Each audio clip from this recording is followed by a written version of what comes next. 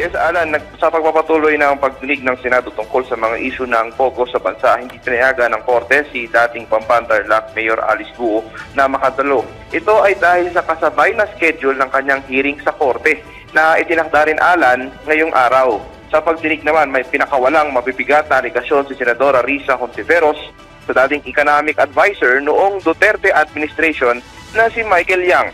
Nagpresenta si Hontiveros ng larawan kung saan kasama ni Yang ang sinasabing self-confessed spy na si Xie Zhejiang.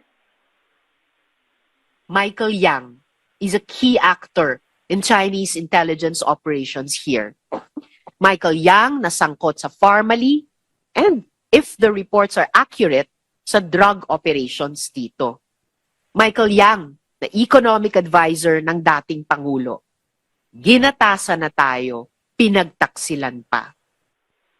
Samantala, Alan, ang National Intelligence Coordinating Agency naman may isinawalat na impormasyon tungkol kay Guo.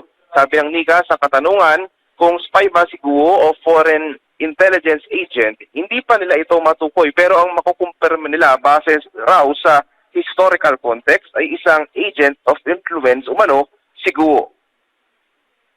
What is applicable on the part of Ms. Go Huaping is that she uses her influence, her stature, or her position to influence public opinion or decision-making to produce results beneficial to the country whose services they benefit from.